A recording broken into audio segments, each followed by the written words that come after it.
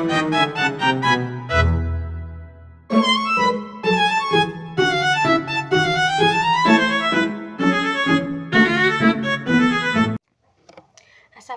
warahmatullahi wabarakatuh. Perkenalkan, nama saya Dewi Rahmawati dengan NIM 401230134 dari kelas Ekonomi Syariah E. Video ini saya buat untuk memenuhi tugas ujian tengah semester mata kuliah Kebijakan Fiskal Islam dengan tema Arah Baru Kebijakan Fiskal Indonesia, Harmonisasi Siswaf dan Instrumen Negara.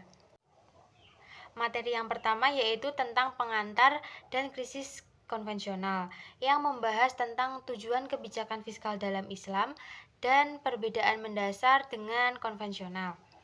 Tujuan kebijakan fiskal dalam Islam adalah untuk mencapai keadilan sosial dan kesejahteraan umat melalui distribusi kekayaan yang merata, penghapusan kemiskinan, serta penguatan solidaritas sosial. Instrumen seperti zakat, infak, sedekah, dan koroj digunakan untuk mengalirkan harta dari golongan yang kaya kepada golongan yang membutuhkan sehingga dapat tercipta keseimbangan ekonomi. Namun berbeda dengan sistem fiskal konvensional yang berorientasi pada pertumbuhan ekonomi, peningkatan pendapatan nasional, dan stabilitas makro semata.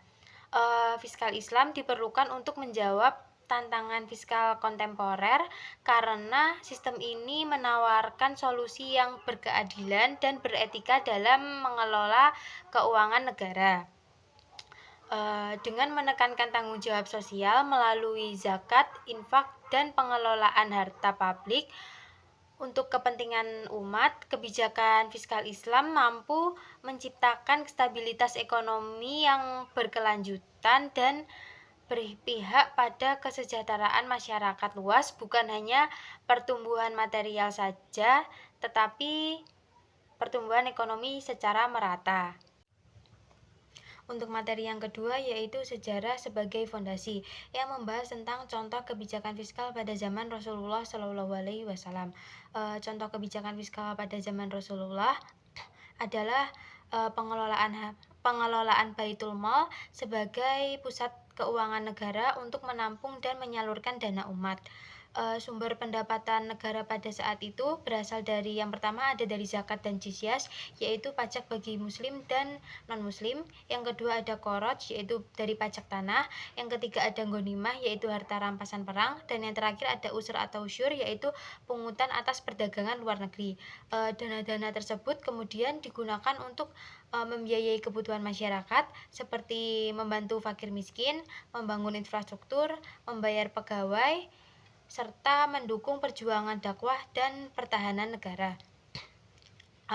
Kebijakan ini mencerminkan prinsip keadilan sosial dan pemerataan kesejahteraan yang menjadi dasar dari fiskal Islam.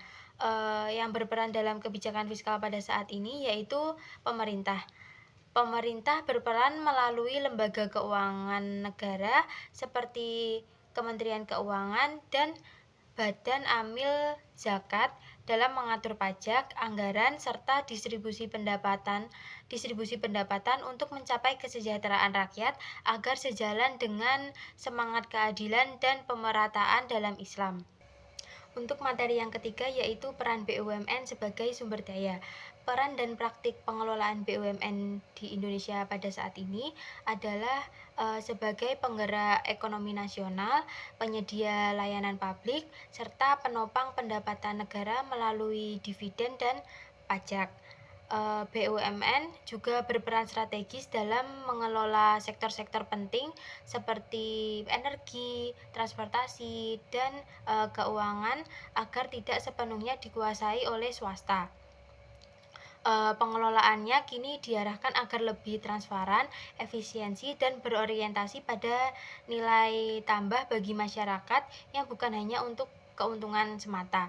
Untuk dalam perspektif kepemilikan Islam, konsepnya itu didasarkan pada prinsip bahwa sumber daya itu vital, seperti minyak, gas, dan listrik yang dikelola negara itu merupakan kepemilikan publik atau milkiyah ammah. Milkiyah ammah yaitu maksudnya yang harus dikelola negara untuk kemaslahatan rakyat, bukan hanya untuk kepentingan individu atau kelompok tertentu. Sementara itu untuk Danantara, Danantara itu berfungsi sebagai entitas pengelola atau lembaga investasi, misalnya Dana Abadi atau holding BUMN, yang menjalankan perannya itu harus sesuai dengan prinsip-prinsip yang telah ditentukan, yaitu dengan mengoptimalkan aset negara secara profesional dan beretika agar dapat memberikan manfaat sosial dan ekonomi yang berkelanjutan. Yang keempat yaitu ada perbedaan siswaf dan pajak.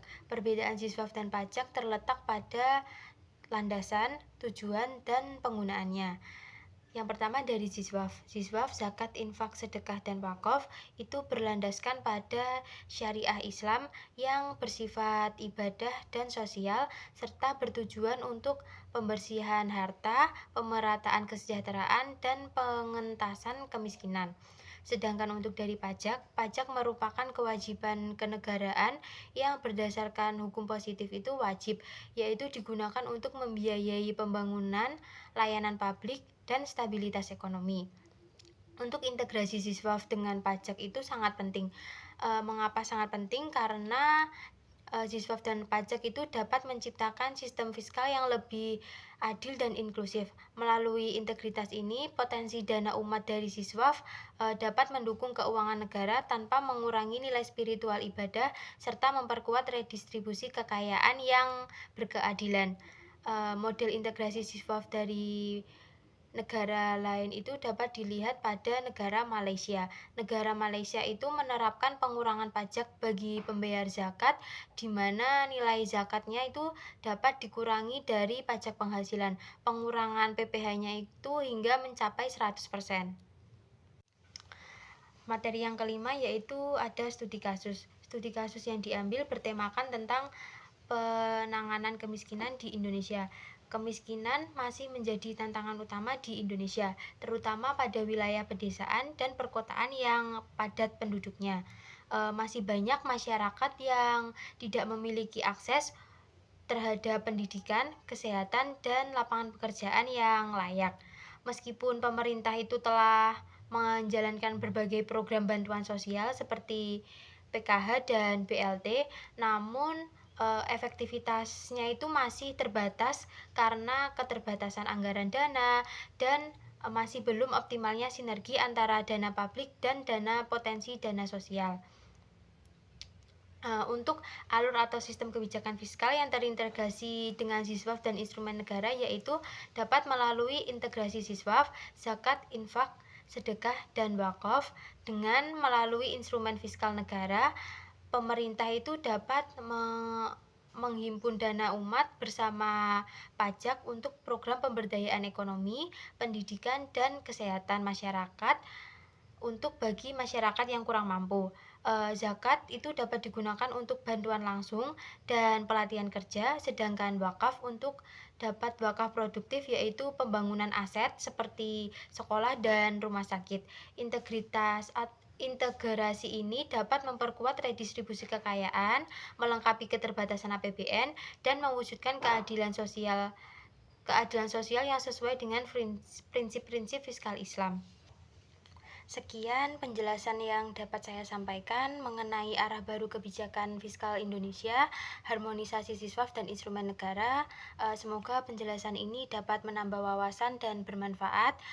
Sekian dari saya, terima kasih. Wassalamualaikum warahmatullahi wabarakatuh.